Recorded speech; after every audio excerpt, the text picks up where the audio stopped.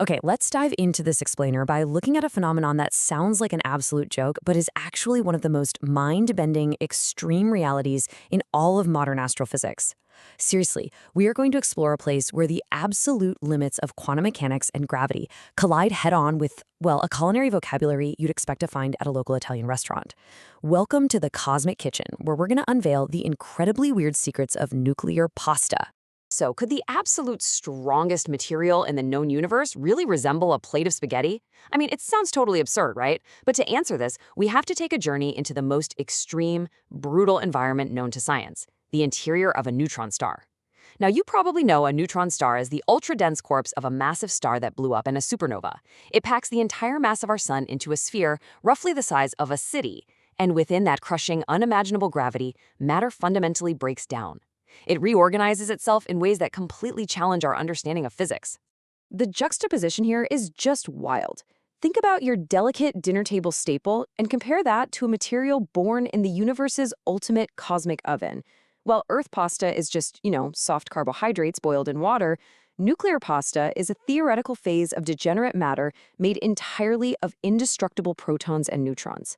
These atomic building blocks are quite literally forged and squeezed together in the crushing gravity of a neutron star. There are absolutely no atoms here as we know them. No carbon, no oxygen, just raw, naked nucleons forced into a geometrical dance by incomprehensible pressure. Let's actually guide our mental eye down from the surface of a dying star, right into the abyss to see how this builds. If you were to drill into a neutron star, you'd first hit a rigid, crystalline outer crust made mostly of iron. As you go deeper into the inner crust, the pressure forces electrons to merge with protons, and that creates this wild sea of free-floating neutrons. Right at the base of this inner crust, just before matter dissolves entirely into a frictionless, superconducting liquid in the core, you hit a transitional zone. It's a layer maybe 100 to 250 meters thick. And this narrow hidden geological stratum is exactly where our bizarre nuclear pasta structures hide. Now, to really understand why matter turns into pasta, you have to understand the environment. Just look at this staggering number, 100 trillion. That represents how many times denser this environment is than liquid water. Or put another way, it's over 10 to the 14th power grams per cubic centimeter. Under this immense weight, the normal rules that govern how an atomic nucleus behaves, they are completely thrown out the window. This density serves as the extreme pressure cooker required to make our cosmic recipe. So what's actually cooking the pasta? Well, physicists call it Coulomb frustration. Imagine a microscopic tug of war. On one side, you have the strong nuclear force. This is a short-range attraction that desperately wants to pull protons and neutrons together into a tight, spherical drop. But on the other side, you have the electrostatic force, the Coulomb repulsion. Because protons have a positive electrical charge, they repel each other at a longer range. Now, in a normal atom, the strong force wins easily. But under the immense density of a neutron star, these two forces become perfectly matched in strength. They become literally frustrated. This fundamental physics battle is the exact engine driving the nuclei to warp, stretch, and flatten into bizarre elongated shapes just to find a compromise between these two competing forces. And this brings us to an incredible extraterrestrial tasting menu. As we travel deeper into the pasta layer, the density increases, and the shapes morph to adapt to that rising pressure. At the lowest density of this layer, the strong force still somewhat dominates, organizing nucleons into semi-spherical droplets that physicists, I kid you not, literally call the gnocchi phase. But as the density rises, those spheres get squeezed closer together. The electrical repulsion forces the gnocchi to merge into long, parallel rods containing thousands of nucleons. Welcome to the spaghetti phase. Push even harder, and those rods fuse together into flat, parallel sheets of pure nuclear matter, separated by thin layers of neutron gas. That, for sure, is the lasagna phase. Just when you think it can't get any weirder, the density increases even further as we approach the star's uniform liquid core. The matter undergoes a complete, highly mysterious phase inversion. Instead of solid nuclear matter floating in a background of neutron gas, the environment actually flips inside out. The dense nuclear liquid becomes the background, and the lighter neutron gas becomes trapped inside of it. This creates what scientists affectionately call the anti-pasta menu. The flat lasagna sheets turn into cylindrical, hollow tubes of gas, running right through a solid liquid, the bucatini or anti-spaghetti phase. Deeper still, those tubes break down into isolated, scattered spherical voids, known as the Swiss cheese or anti-gnocchi phase. And running throughout these transitions, depending on the temperature, you can actually find incredibly complex cross-linked tunnels that look like lattices, referred to as the jungle gym or nuclear waffles.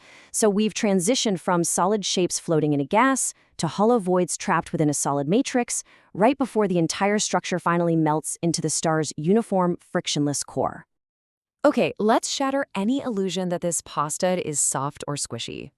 10 billion. This astonishing figure reveals that nuclear pasta is 10 billion times stronger than structural steel. Based on intense calculations, scientists have concluded that this is, without a doubt, the strongest known material in the entire universe.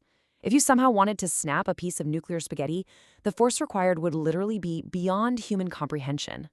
When physicists measure the strength of materials, they look at things like the shear modulus and breaking stream. And nuclear pasta has a mind-boggling shear modulus of 10 to the 30th power ergs per cubic centimeter. But here's what's truly fascinating. Despite being incredibly strong, it isn't completely rigid. Actually, rather than simply shattering like the brittle, iron-rich outer crust above it, nuclear pasta is highly plastic. Because it exists in multiple disordered domains, when immense stress is applied, its microscopic structures can actually slide past one another, rotate, and reform their bonds without suffering a catastrophic failure. It stretches and yields, essentially holding the star together under immense rotational forces. Since we obviously can't create a material 100 trillion times denser than water in an Earth laboratory, scientists have to rely on massive supercomputer simulations. We're talking simulations that track hundreds of thousands of individual protons and neutrons over millions of hours of computing time. Charles Horowitz, a lead physicist in this field, perfectly captures the excitement of these discoveries here. They were simulating perfect, idealized sheets of lasagna, trying to map the geology of a dead star, when the computer spat out something entirely unexpected. A mistake. A persistent defect in the pasta. See, these simulations reveal that realistic nuclear pasta isn't perfectly ordered like some pristine box of Barilla. Because neutron stars are dynamic, rapidly cooling environments, the pasta forms with incredibly complex topological defects. Imagine flat sheets of lasagna, but they're connected by spiraling, corkscrew-shaped helical ramps and structural faults. It turns out this messy, imperfect, disordered structure is absolutely vital to how the pasta actually behaves in reality. Connecting the micro to the macro, these microscopic pasta defects are actually responsible for some of the most colossal and violent astrophysical events in the universe. Because the pasta is full of disordered corkscrews and faults, it scatters electrons incredibly effectively. This traps heat, basically acting like a giant cosmic thermal blanket that dramatically slows the cooling of the star. It also creates electrical resistance, which causes the neutron star's terrifyingly powerful magnetic fields to decay and dissipate over a million years. But it doesn't stop there. The sheer strength and plasticity of the pasta can build up unfathomable tension and trigger massive starquakes, literally ripping the star's crust apart and releasing massive flares of energy. And because this dense layer is so lumpy and asymmetrical, as the star violently spins, the mountains of pasta might churn space-time itself, emitting continuous gravitational waves that we could one day detect right here on Earth. As we wrap up this explainer, I want to show you perhaps the most poetic and honestly eerie twist of nature in this entire story. On the cosmic scale, you have ultra-dense protons and neutrons governed by the strong nuclear force and immense gravity, forming the bucatini and lasagna shapes in a dead star. On the biological scale, inside the living, watery eukaryotic cells of your own body, lipid polymers self-assemble to form the exact same structures, the endoplasmic reticulum. The forces involved differ by roughly 14 orders of magnitude. One is driven by atomic nuclei and gravity, the other by the entropy of water and complex biomolecules. Yet, the geometry, the math, and the resulting structures are practically identical. The shapes forged in the most brutal, destructive environments in deep space perfectly mirror the microscopic biological structures of living, breathing cells. Which brings us to our final thought. If the universe's most indestructible cosmic material, born in the gravitational collapse of a dying star, perfectly mirrors the delicate microscopic structures of life on Earth, what other hidden recipes are waiting to be discovered in the dark? Are the mathematical rules governing our universe simply repeating themselves on wildly different scales? It's a breathtaking symmetry between the infinitely large and the microscopically small, and it shows just how deeply interconnected the laws of nature truly are. Keep pondering that, and keep looking up.